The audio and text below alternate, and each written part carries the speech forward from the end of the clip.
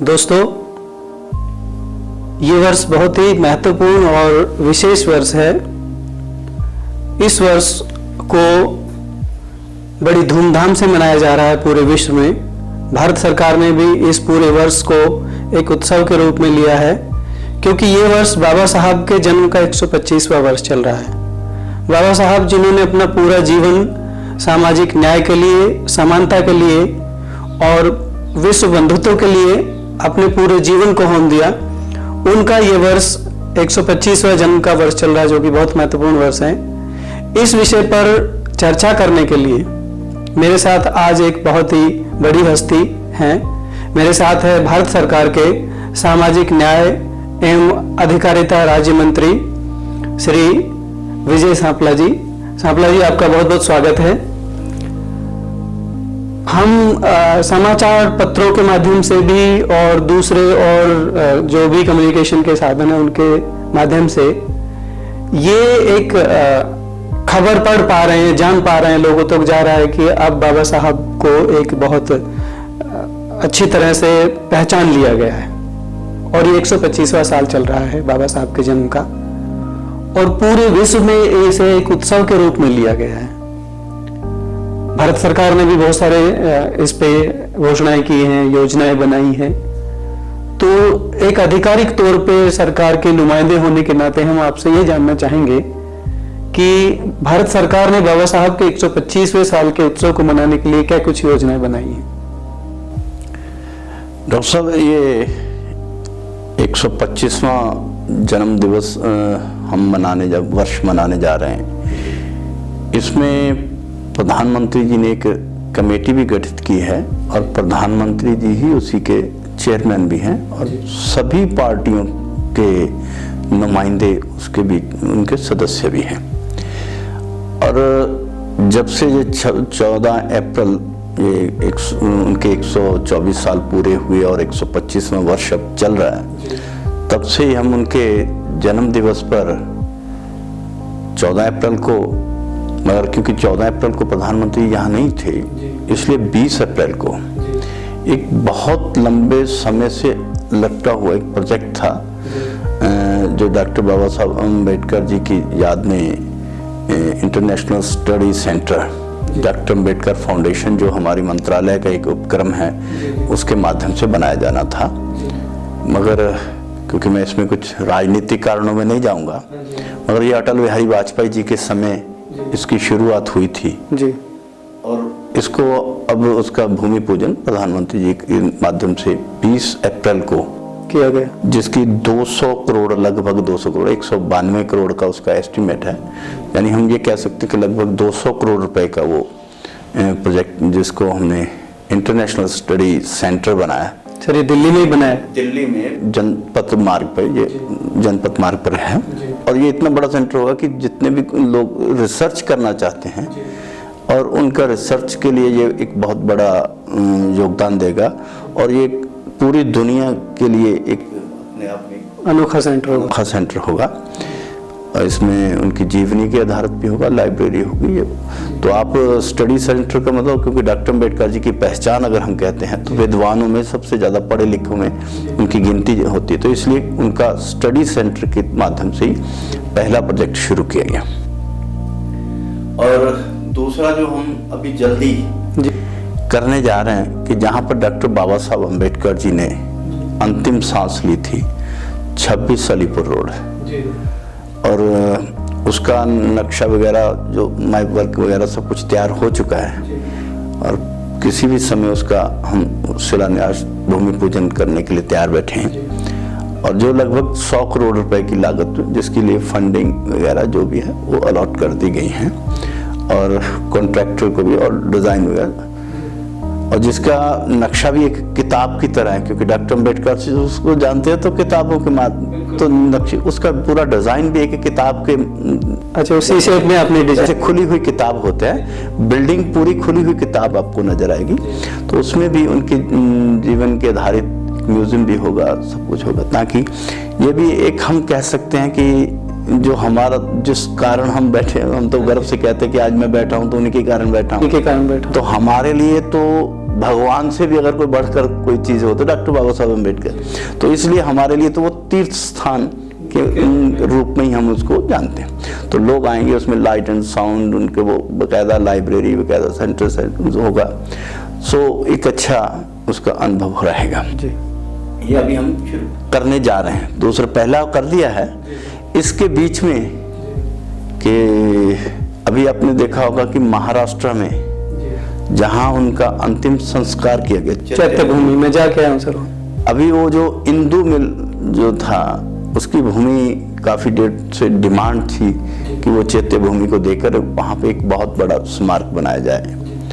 तो वो जो 11-12 एकड़ ज़मीन है वो सारी चैत्य भूमि की वो उनको ट्रांसफ़र कर दी गई, स्टेट गवर्नमेंट ने मांगी थी। और 450 करोड़ की लागत से वहाँ पे बहुत अच्छा पार्क बनाया गया। और प्रधानमंत्री जी ने उस वक्त विशेष तौर पे कहा कि यहाँ पर सबको बोलना है कि जो भी आएगा कि वो अपना एक पेड़ लगा के, जहाँ पर्यावरण की एक नई दिशा भी देगा, एक याद भी रहेगी कि मैंने कुछ उस जगह से जुड़ा भी हूँ, और वो एक यादगार भी रह जाएगी पर्यावरण को भी, उसको भी स्वच्छ करने में।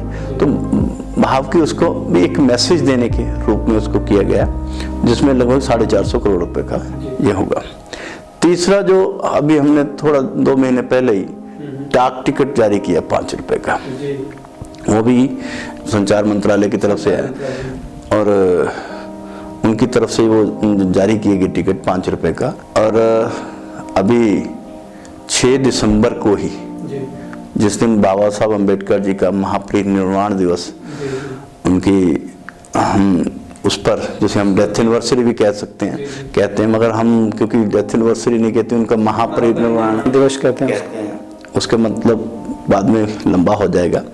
तो उस पर ही प्रधानमंत्री जी ने, क्योंकि 125वां वर्ष मना रहे हैं, तो 125 रुपए का एक सिक्का जारी किया है, जो शो के रूप में, एक याददाश्त के रूप में घर में रखा जाने के लिए है। और एक 10 रुपए का सिक्का जारी किया जो आम प्रचलन में रहेगा, प्रचलन में भी रहेगा जी।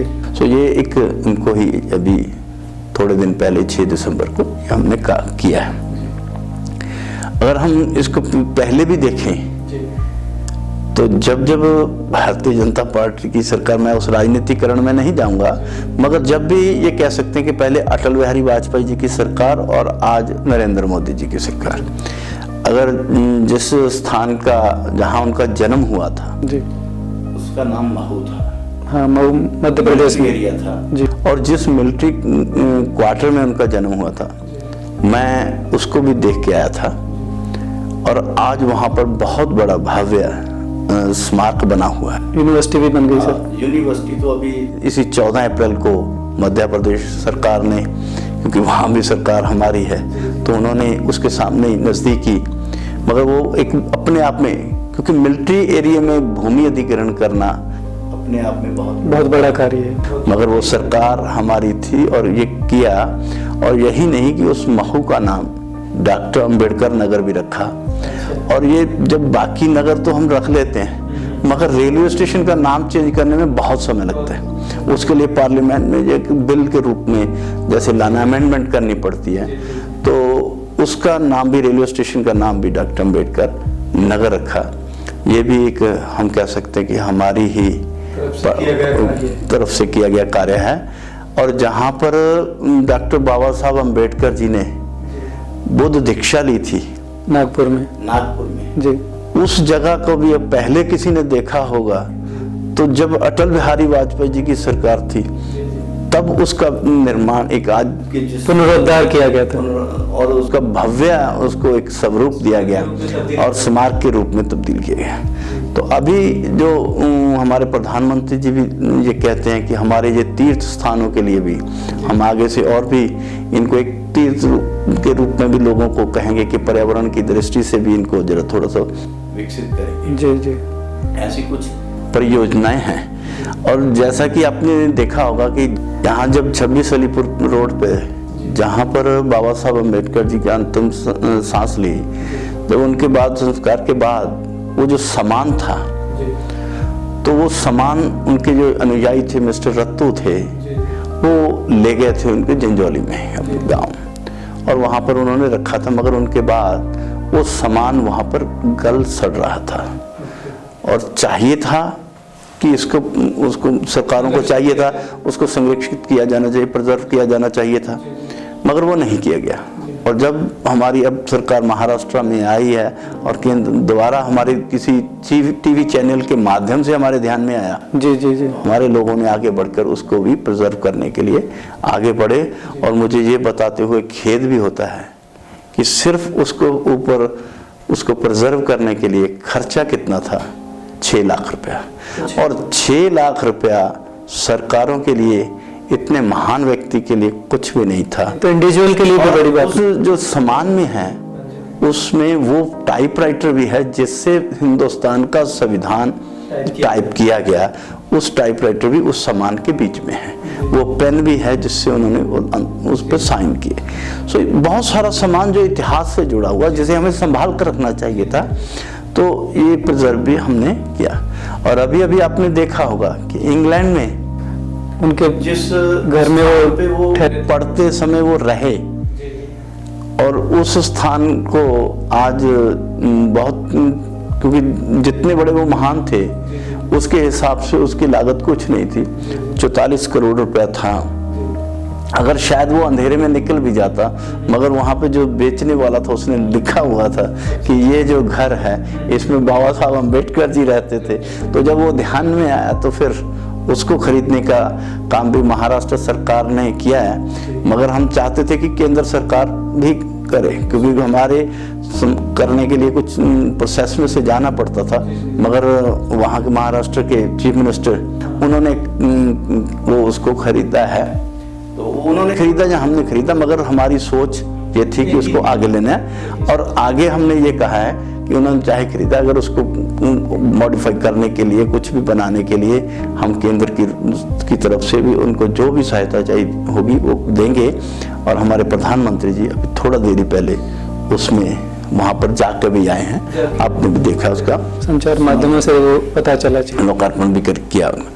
और इसी दिशा में, क्योंकि 125वीं वर्ष दिशा में हमारे मंत्रालय की तरफ से 25-25 स्टूडेंट्स के 4 ग्रुप बनाकर लगभग 100 स्टूडेंट्स को एक हफ्ते का टूर विदेशों में, जहाँ जहाँ डॉक्टर बाबा साहब अम्बेडकर गए, चाहे वो कैलिफोर्निया अमेरिका में थे, चाहे वो इंग्लैंड में थे, इंग्लैंड और अमेरिका के 2 टूर उनके लगवाए हैं, ताकि उनको वहाँ पे सेमिनार भी करके आए, वो मिल के आए, यानी उस पर चर्चा एक अलग, ताकि बच्चों को भी ज्ञान होगा, उस पर रिसर्च भी हो, ऐसा भी। और मंत्रालय की तरफ से पहले से एक 10 चेयर डॉक्टर अम्बेडकर फाउंडेशन के माध्यम से वो चल रही, ऑलरेडी चल रही। ऐसी कुछ योजनाएं हैं, अभी आगे भविष्य ये मोटी योजना है, कहने का मतलब ये कुछ ही बता पाया, अभी भविष्य में अभी और कुछ बहुत कुछ करना है। सर, मैं आपके बारे में कुछ जानकारी जुटा रहा था तो पता चला आपका व्यक्तित्व क्या है। शुरू से गरीब परिवार में पैदा होके मेहनत करना और किसी भी काम से जीना चुराना, एक संघर्षशील जीवन रहा है आपका। गांव, छोटे से गांव से निकल के विदेश तक की यात्रा और फिर वापस भारत संभालने की यात्रा। आपकी जो यात्रा है उसको मैं बाबा साहब की यात्रा से जोड़ के देख रहा हूं। छोटी जगह पैदा हुए, गरीब परिवार में पैदा हुए और कुछ भी कर गुजरने को तैयार रहते थे अपने देश के लिए। तो ये सब चीज़ों को मैं आपसे और हमारे दर्शकों को भी ये जानकारी आपके माध्यम से देना चाहता हूं कि आपका बाबा साहब के जीवन से समानता तो सर्वविदित है। बाबा साहब में आपका जो रुचि पैदा हुई वो किस प्रकार हुई? देखिए, पहले तो ये है कि मेरी तुलना बाबा साहब के साथ हो, ये खैर मेरे लिए ये ऐसी, मैं तो उनके मुकाबले में तुच्छ हूँ।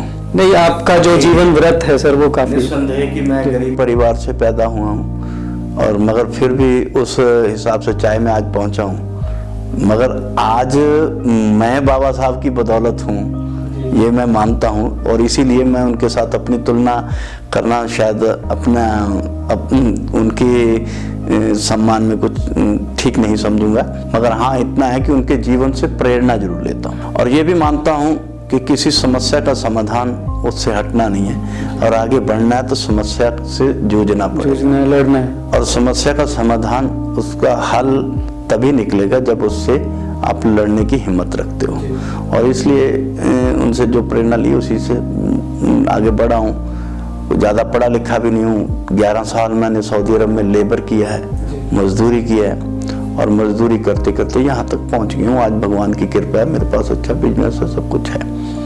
और पहली बार चुनाव लड़ा हूँ। इससे पहले मैं सरपंच का चुनाव लड़ा था, सरपंच रहा हूँ, मगर ये इतना बड़ा कोई विधायक और सांसद का चुनाव पहली बार लड़ा हूँ, और पहली बार सांसद बना, पहली बार ही मंत्री बन गया। ये भी अपनी अचीवमेंट है। और मैं जो बाबा साहब के जीवन से मैंने कुछ प्रेरणा जरूर ली है। वैसे तो मेरे जीवन के लिए आइडियल बहुत 2-3-4 लोग हैं, मगर बाबा साहब अम्बेडकर एक विशेष रूप स्थान रखते हैं हमारे लिए। और मैंने जो देखा है कि बाबा साहब जितनी देर जीवित रहे, मैंने वैसे पढ़ा, किसी किताब के आधार पर नहीं बात कर, मैंने जो महसूस किया, क्योंकि 2 किताबें पढ़ने का तो मुझे समय कभी मिला भी नहीं। जो अनुभव जब तक जीवित रहे, वो इस अपने समाज के लिए, देश के लिए अपना सारा जीवन लगाया उन्होंने। और ना तो उनका सम्मान देश ने किया और ना ही समाज ने किया, लोगों ने किया। या हम ये कह सकें कि जब तक वो जीवित रहे, उनके साथ कोई भी चलने को तैयार नहीं हुआ, या वो अकेले लगे रहे जीवन काल में, तो यही हुआ। मगर उनके मन में इतना कुछ होने के बावजूद भी कहीं मन में नहीं आया कि जिनके लिए मैं काम कर रहा हूँ वो तो मेरे साथ ही नहीं है। चाहे वो राजनीतिक तौर पे देखें, चाहे वो सामाजिक तौर पे देखें, चाहे वो देश की बाकी जनता को चुनाव में हराया, ये अलग अलग घटनाएं थे, मगर कभी भी उनके मन में ये नहीं आया कि जिस समाज के लिए काम कर रहा हूँ वो लोग मेरे साथ नहीं हैं, जिस देश के लिए कर रहा हूँ उस देश के लोग मेरे साथ नहीं हैं, जो राजनीति का लाभ ले रहे हैं उनके लिए मैं कर रहा हूँ, जिन्होंने सत्ता संभाल के, वो मेरे साथ नहीं है। मगर मन में कभी नहीं आया। आज जो बहुत बड़ी टॉलरेंस की बात करते हैं और कई तो अलग अलग तरह के बयान देते हैं, मगर अगर उनके जीवन से अगर देखेंगे तो टॉलरेंस का जवाब भी आपको मिलेगा। टॉलरेंस का पूरा जवाब, पूरी उम्र टॉलरेट किया है सर। और उन्होंने कभी उनके मन में नहीं आया कि मेरे साथ नहीं है, और वो मरते दम तक, अपने आखिरी समय तक वो देश के लिए, समाज के लिए काम करते रहे। और मैं ये तो कह सकता हूँ कि वो उनके बराबर तो नहीं बन सकता, मगर उनके दिए हुए रास्ते पे चल सकता हूँ। वे मेरे साथ कोई चले ना चले, ये मैं अपेक्षा करूँ कि मेरे साथ भी कुछ लोग चलेंगे, तो ये मैं संभव उसके लिए प्रिपेयर होकर चलूँगा, कोई चले या ना चले, मगर बाबा साहब के तरह ही हमें इस समाज और देश के लिए कुछ ना कुछ करते रहना है। और जैसा कि आपने सवाल किया कि कब से आप बाबा साहब को, तो मैं ये कह दूं कि मेरा तो पहला सांस जो है उस परिवार में मिला, जाए उस परिवार में पैदा हुआ हूँ जो बाबा साहब का अनुयायी रहा शुरू से, जब से वो जीवित थे तब से। मेरे पिताजी और मेरे ताया जी जब उन्होंने समता सैनिक दल बनाई थी, तो मेरे ताया जी उनके जिला के अधिकारी थे समता सैनिक दल के। सो मेरा कहने का मतलब उनके फॉलोअरों से मेरा परिवार है। सो बचपन से ही वो प्रेरणा आपको मिली, वो प्रेरणा और उनके जीवन को समझने का मुझे मौका जरूर मिला है, और उसी को देखकर आगे मुश्किलों से लड़ने का कर रहे हैं, लड़ने का भी वो हिम्मत और ताकत हमें उन्हीं से प्रेरणा मिलती है। एक सर मैं अभी कुछ दिन पहले संचार माध्यमों से एक खबर आई है, और खबर क्या, वो बहुत अच्छी खबर है। IBN CNN ने एक सर्वे किया, BBC रिलायंस वगैरह ने मिलके एक जूरी बनाई बहुत बड़ी, और ये बताया गया कि बाबा साहब ग्रेटेस्ट इंडियन है आफ्टर गांधी। तो चूंकि मैं बाबा साहब पे अध्ययन किया है, बाबा साहब पे अध्ययन कर भी रहा हूँ, मैं ये समझता हूँ कि ये इस तरह का सम्मान को कोई जरूरत ही नहीं है उनको प्रनाउंस करने की। वो अपने आप में एक महान हस्ती हैं, और वो अपने आप में एक स्थापित हस्ती हैं, क्या उनको पुनः स्थापित करना, ये सब आपकी नज़र में अच्छा प्रयास है या नहीं है, ये मैं जानना चाहता हूँ। नहीं, महापुरुषों को तो याद करते रहना चाहिए और सबका गुणगान करते रहना चाहिए, बाकियों को प्रेरणा जाए। मेरा ख्याल आपका जो तत्पर्य उनको सम्मान जो अलग अलग तरीके से जी जी जी बिल्कुल बिल्कुल।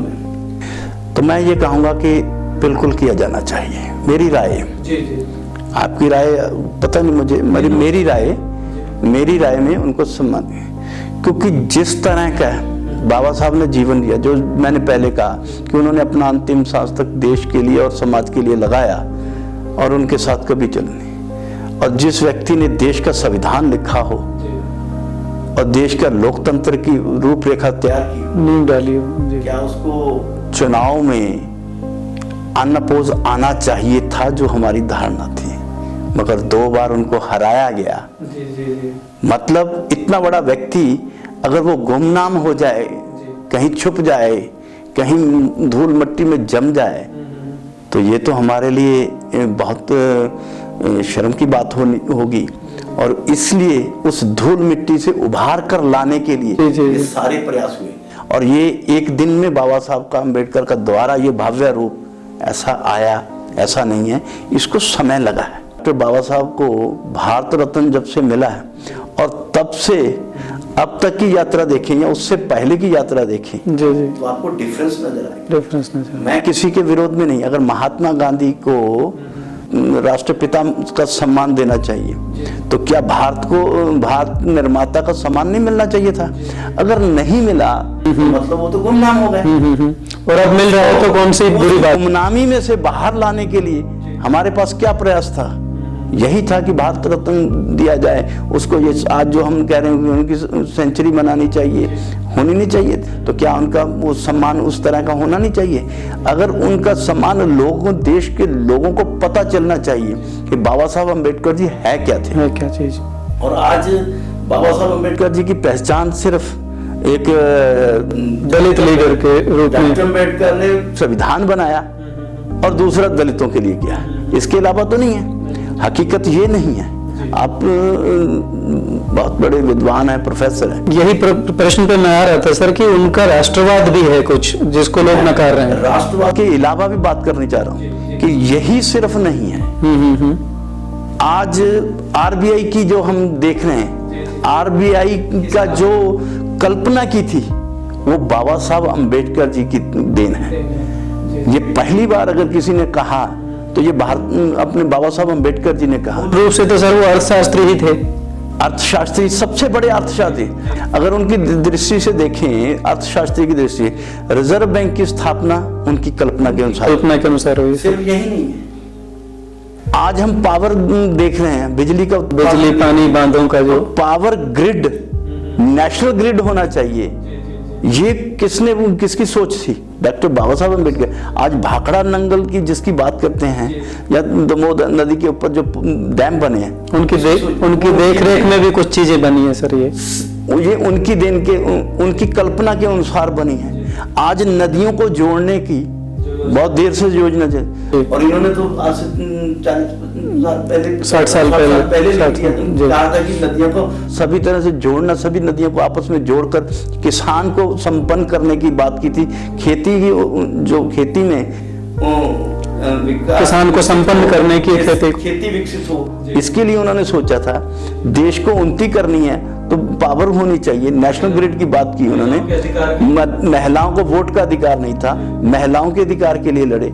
और यहाँ तक नहीं, ये दलितों को नहीं, वोट अधिकार मुझे मिल गया, ये तो एक बहुत बड़ी बात हुई। यहाँ का आज जो जिमीदार समाज, जिनको हम जाट समाज भी कहते हैं, उनको भी वोट देने का अधिकार नहीं था। वो भी सिर्फ वही वोट दे सकता है जो 100 रुपए लगान, मतलब टैक्स पे कर। वो भी एक तरह से शूद्र ही थे, शूद्रों की तरह काउंट किया जाता। टैक्स आज मान लीजिए, आज सभी प्रदेशों में अगर देखें तो हुकूमतों में उन समाज का उसका विरोध है, मगर अगर वो आज राज कर रहे हैं तो वो भी डॉक्टर बाबा साहब अम्बेडकर की देन है। तो इसमें अगर सिर्फ दलितों के नहीं, वो समूचे राष्ट्र में और अर्थशास्त्र में, विकास जो देश की इस विकसित बनाने में उनका बहुत बड़ा योगदान है। जी जी। और जैसा कि आपने कहा कि राष्ट्रवाद के साथ उनको अलग से जोड़ते हैं। अगर वो राष्ट्रवादी ना होते तो वो तो अमेरिका में भी थे, इंग्लैंड में भी थे, और चाहते तो वहीं सेट हो सकते थे। आज भी उनकी वैल्यू थी, उस वक्त भी उनको नौकरी की ऑप्शन नहीं थी, ऐसी नहीं थी। विलासिता की जिंदगी वहां भी जी सकते थे आराम से, मगर वो भारत में आए जी। तो इसके मतलब उसका राष्ट्र के साथ जुड़ाव, लगाव, प्यार। सबसे पहले गोलमेज कॉन्फ्रेंस में देश आजाद होना चाहिए, उन्होंने बात की। आज वो आकर वहां पे जब जिंदगी गुजार सकते थे, यहाँ पर ये इतनी बड़े इनके लिए अर्थशास्त्री जो के रूप में जो उन्होंने कल्पनाएं की, तब वो इंग्लैंड में रहते। जब इंग्लैंड का प्रॉब्लम ऑफ द रुपीज, वो पूरा थीसिस लिखा उन्होंने, थीसिस लिखा जो अंग्रेज ने प्रचलन में नहीं है, बाद में आया, अभी उनके डेथ के बाद में प्रचलन में आया, जो अपने आप में ये अर्थशास्त्र, बल्कि अंग्रेज सरकार भी उससे प्रेरणा ले रही है, उस थीसिस से प्रेरणा ले रही है। आज विश्व के बहुत सारे लोग उनसे प्रेरणा लेके अपनी अर्थव्यवस्था को ठीक कर रहे हैं। तो मार्टिन लूथर से अगर कंपेयर करेंगे तो आपको अंबेडकर की जो कोटेशंस है वो ज्यादा आपको बड़ी नजर आएंगी। तो ये आज दुनिया में सबसे बड़ा अगर अर्थशास्त्री अगर कहें तो वो डॉक्टर बाबा साहब अंबेडकर थे। और आज इस देश को बनाने में, रूपरेखा तैयार करने में अगर कहीं है, नहीं है तो जो संविधान सभा बनाई जी संविधान के लिए, हाँ जी, प्रारूप समिति लोग थे, प्रारूप समिति में 8 लोग दिए थे, लेकिन उन्होंने भी किसी ने भी काम नहीं किया, एक व्यक्ति ने काम अपनी मजबूरियां बता। अगर वो राष्ट्रवादी मान लीजिए उनके पास था ना, तो फिर वो सबको हटा के संविधान वो लिख देते कि ये भी गया, ये भी गया। वो राष्ट्रवादी इसी से सहमत हो, पता चलता है कि जिनको नाम अपने आप में राष्ट्रवादी कहते थे वो कोई नहीं आया बीच में। हकीकत में इस देश को संभालने के लिए डॉक्टर अम्बेडकर बाबा साहब ही आए, और सच्चा देश जो है राष्ट्रवादी, और मैं कहूंगा कि राष्ट्र निर्माता तो अगर कोई था तो वो बाबा साहब डॉक्टर अम्बेडकर। बहुत खूब कहा आपने सर। एक आज मैं जगह जगह जाता हूं तो एक चीज और सुनने में आती है सर, मैं हालांकि किसी पार्टी को फेवर या उसके अगेंस्ट नहीं जाके बात कर रहा है, ना मेरा ये मकसद है, ये शुद्ध एकेडमिक पर्पज से मैं ये बना रहा हूँ। कुछ लोग ये कह रहे हैं कि भाई अब एकदम बाबा साहब को याद करना और एक राजनीतिक दल द्वारा उसे महत्व दिया जाना, ये इसका शुद्ध राजनीतिक पर्पज है। कोई ये राष्ट्र भक्तों, राष्ट्र निर्माताओं को याद करने का तरीका नहीं है। कुछ ऐसे लोग सवाल उठा रहे हैं, तो इस पर कुछ छोटी सी टिप्पणी मैं आपसे चाहता हूं। जितने भी मैंने पहले प्रोजेक्ट बताए कि इन प्रोजेक्टों पे, अगर मैं वैसे राजनीति इस पे विषय पे राजनीति नहीं करना चाहता था, मगर अगर राजनीतिक हो रही है तो जवाब मुझे राजनीतिक तौर पर ही देना होगा। अगर जितने विषय पे किए, मेरा ही सवाल है कि क्या ये नहीं होने चाहिए थे? बिल्कुल होने चाहिए थे, होने चाहिए थे जी। आप राजनीतिक या नहीं हैं तो इसका मतलब है आपको ठीक लगता है, ऐसा होना चाहिए। पहली तो बात का जवाब यही है। दूसरा ये है कि आज एक पार्टी, जब वो पार्टी सत्ता में आएगी तभी वो कर पाएगी ना। अटल बिहारी वाजपेयी जी की सरकार के समय हम सत्ता में आए तो हमने बताया कि डॉक्टर अम्बेडकर, महू का नाम डॉक्टर अम्बेडकर रखा और उनके नाम पे रखा, और उस वहाँ पे एक स्मारक बनाया। जब अटल बिहारी वाजपेयी जी की सत्ता आई तब उनको वो नागपुर जहाँ पे उन्होंने दीक्षा ली तब उसका विकास हुआ। अगर जब उनको भारत रत्न दिया जाना है, जो आज की चाहे भारतीय जनता पार्टी सत्ता में, तब वो सत्ता में पार्टनर थी वीपी सिंह जी की, तो उस वक्त आई। अगर उनको बाबा साहब का पोर्ट्रेट पार्लियामेंट में लगवाना बिल्कुल तभी आडवाणी जी के कहने पे बल्कि वो लगाया गया था। सो ये उनको भी, दूसरी जो पार्टी सत्ता में थी, क्या उनको नहीं करना चाहिए था? बिल्कुल होना चाहिए था। बिल्कुल कि आज इसलिए मैं कह रहा हूँ कि आपने कहा कि उनको सम्मान नहीं देना चाहिए था, क्योंकि अगर ना देते तो वो पार्टी बाबा साहब का नाम मिटा देती। और दूसरी बात को बताओ, अभी मैंने अटल बिहारी वाजपेयी जी के समय की बात की, और उसके बाद हम 10 साल बाद आए, 2004 तक उनकी रही सरकार, अब 14 में आए। जिस मैं सेंटर की बात कर रहा हूँ, जो इंटरनेशनल स्टडी सेंटर की बात कर रहा हूँ, ये अटल बिहारी वाजपेयी जी के समय उस भूमि अधिग्रहण का काम शुरू हो गया था। 4 बंगले वो जो थे वो एक्वायर कर लिए गए थे। 10 साल बाद माननीय नरेंद्र मोदी जी की सरकार आती है, तभी क्यों शुरू हुआ, बीच में क्यों नहीं किया? भारत रत्न उन्होंने नहीं दिया, तेल चित्र उनका नहीं लगाया, अंबेडकर फाउंडेशन जिसके लिए सब कुछ तय था, फाइल वर्क हो चुका, कंप्लीट था, उसको शुरू करना था, क्यों नहीं किया गया? जी जी जी। 10 साल उनकी सत्ता रही। दूसरी बात, यहाँ पे 26 अलीपुर रोड की बात, अटल बिहारी वाजपेयी के समय वो जमीन एक्वायर कर ली गई थी, अधिग्रहण हो चुका था, उसका अधिग्रहण हो चुका था। 22 करोड़ रुपए उनको जमीन के बदले जमीन दे दी गई थी, उनको पैसा दे दिया गया। जी जी। अब उसके बीच में कुछ नहीं हुआ, कुछ नहीं हुआ। अब हमारी सरकार आई है तो हम 100 करोड़ करते हैं, तो पहले नहीं था, पैसा तो पहले भी था। करेंगे नहीं, और जो करेंगे और उनको राजनीतिकरण कहेंगे, तो ये मेरा ख्याल उनको अपने आप में ये सोचकर उनको अपने आप पे घृणा आनी चाहिए। और मैं इस विषय पे, क्योंकि डॉक्टर बाबा साहब अम्बेडकर के विषय पे मैं ज्यादा राजनीतिक, मैं भी वही चाहता हूँ कि राजनीति नहीं हो, ना उसमें करना चाहता हूँ कि जहाँ पर डॉक्टर बाबा साहब अम्बेडकर जी का है, वहाँ मुझे सम्मान की दृष्टि से हम कर रहे हैं जी, ना कि राजनीतिक लाभ लेने के लिए, ना कि राजनीति। और जो मेरे लिए, हम तो कह रहे हैं कि हमारे लिए तो भगवान है, और इसीलिए मैंने घर के आगे अपना स्टैचू भी लगा रखा है। और मैं तो ये कहता हूँ कि अगर मैं हूँ, we are because he was, because अगर वो थे तो मैं हूं, अगर वो ना होते, अगर समानता के लिए, जाति प्रथा के विरोध में, तो बहुत सारे गुरुओं ने कहा, हाँ जी हाँ जी, सभी धर्मों ने कहा, मगर वो इम्प्लीमेंट नहीं हुआ। इम्प्लीमेंट कैसे होना था, वो करने का काम अगर किया, वो डॉक्टर अम्बेडकर ने किया है। सो ये एक अपने आप में, मतलब ये एक राजनीति नहीं है, बल्कि एक राजनीति, उनकी एक पहचान को, लोगों को सम्मान है। और जितना अब तक दिया गया है, हमें वो इसके कहीं ज्यादा हकदार हैं। अभी हमें और उनके आगे, हम तो अपना सारा जीवन मान लीजिए पूरा लगा दें, कुछ भी और भी कर दें, तो भी जितना देंगे वो भी कम रहेगा। सर, बाबा साहब के बारे में एक बहुत ही पर्सनल सवाल मैं पूछना चाहता हूँ कि बाबा साहब ने अपने संघर्षमय जीवन में बहुत सारे प्रयोग किए और अपने आप को दूसरों के अत्याचारों से पीड़ित होते हुए देखते हुए भी वो काम करते रहे, लेकिन उनके मन में एक वर्ग, एक धर्म, एक संप्रदाय के प्रति एक लगाव खत्म होता जा रहा था। और उन्होंने बहुत सारे मौकों पे ये कहा भी कि भाई मैं हिंदू धर्म में जन्मा, ये मेरे बस में नहीं थी, लेकिन मैं मरूंगा नहीं। और उन्होंने जीवन के अंतिम क्षणों में बुद्ध के धम्म में शरण ली और बुद्धिस्ट हो गए। लेकिन घोषणा उन्होंने बहुत पहले सर कर दी थी, लगभग 21 साल पहले ये घोषणा कर दी थी। तो मैं आपसे ये जानना चाहता हूं कि वो, उनके सामने विकल्प बहुत थे। हैदराबाद के निजाम ने उन्होंने करोड़ों रुपए ऑफर किए थे, अमेरिका से जो क्रिश्चियंस की सोसाइटी थी उन्होंने भी करोड़ों रुपए ऑफर किए थे, सुविधाएं ऑफर की थी। उन्होंने तथागत बुद्ध की शरण में ही जाना क्यों स्वीकार किया?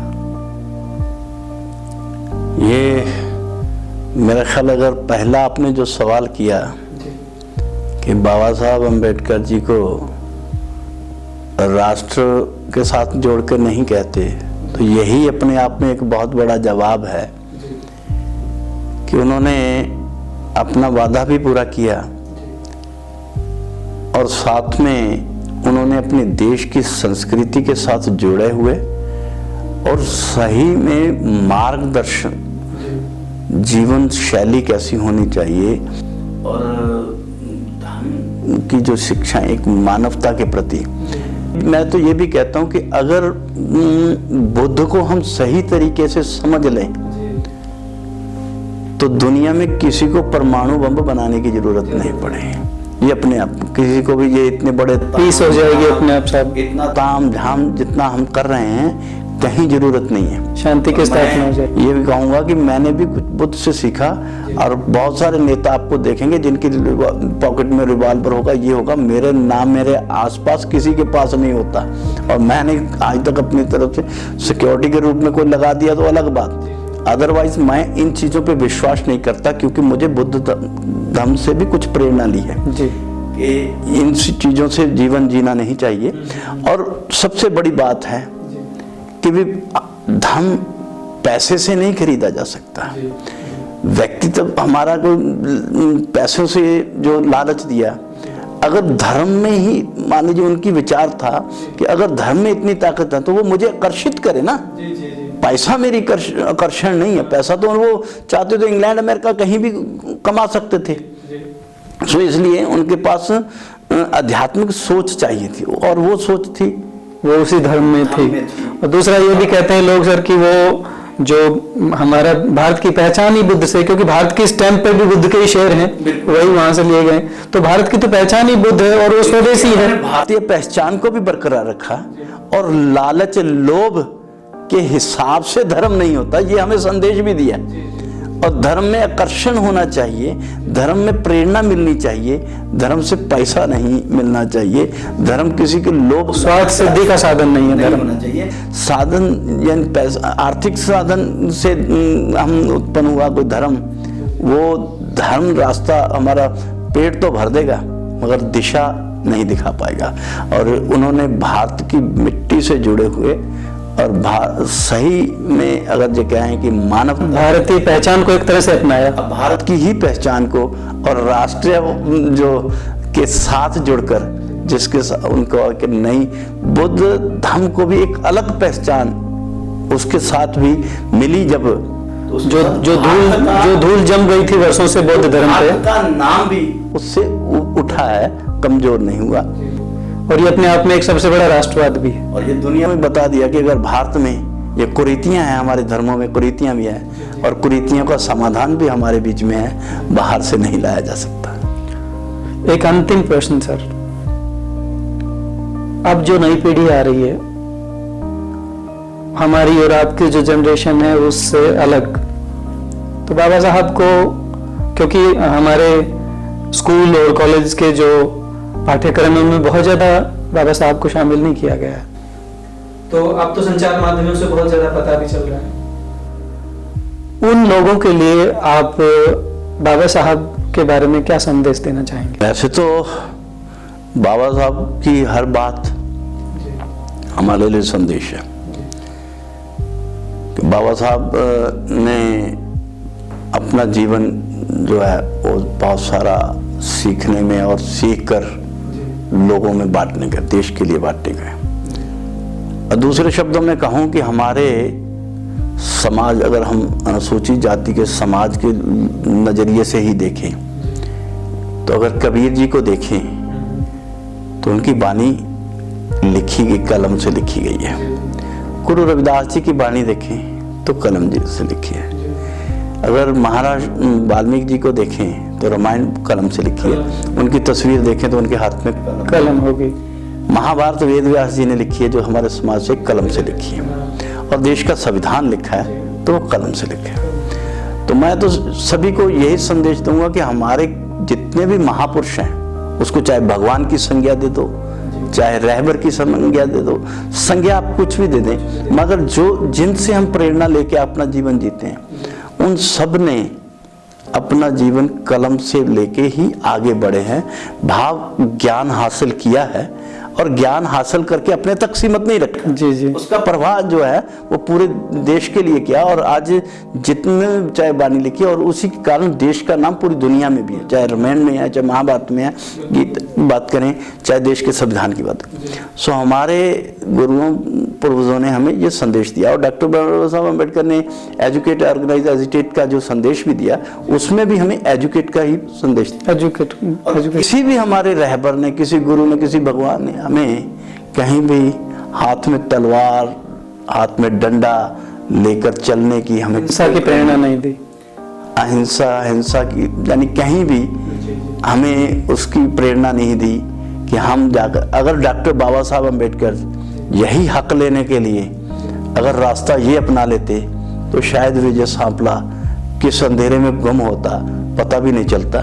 आज डॉक्टर बाबा साहब अम्बेडकर के हाथ में कलम थी तो आज मैं यहाँ पर हूँ। तो यही है कि हमें उसकी प्रेरणा से हाथ कलम भाव, हमने विद्या हासिल, विद्या का मतलब ज्ञान हासिल करना है। और ज्ञान हासिल करके इस देश के लिए, इस समाज के लिए और इसके उत्थान के लिए हमें आगे बढ़ना है और सभी ने, हमारे पूर्वजों ने ऐसा ही किया है और हमें भी उसके रास्ते पर चलते हुए आगे बढ़ के इस देश की, इस समाज की सेवा करनी चाहिए।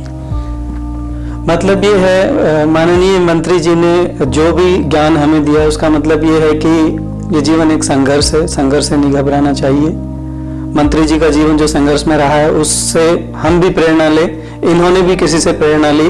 मंत्री जी का भी ये संदेश है कि संघर्ष से ना घबरा के, हिंसा का रास्ता ना अपना के अपने आप को शिक्षित करो, अपने आप को सबल बनाओ। समानता का जो संदेश, बंधुत्व का जो संदेश बाबा साहब ने दिया है वो आज किसी लेवल पे आके समाज में काम कर रहा है। उस समाज को हम जोड़े ना कि तोड़े। असहिष्णुता या सहिष्णुता के पक्षों को या पक्षों को छोड़कर हम सबसे पहले, जो महात्मा बुद्ध ने कहा है कि स्वयं अपना प्रकाश स्वयं बनो, अपने अंदर पहले प्रकाश पैदा करो और अपना रास्ता स्वयं तैयार करो। और ये किसी हिंसा के मार्ग से नहीं बल्कि अहिंसा के मार्ग से तैयार होना चाहिए। ये संदेश आज हमारे दर्शकों को माननीय मंत्री जी ने दिया, बहुत सारी योजनाएं बताई। मंत्री जी आपका बहुत बहुत धन्यवाद। हम अपने दर्शकों की तरफ से आपका आभार व्यक्त करते हैं। Thank you so much. धन्यवाद।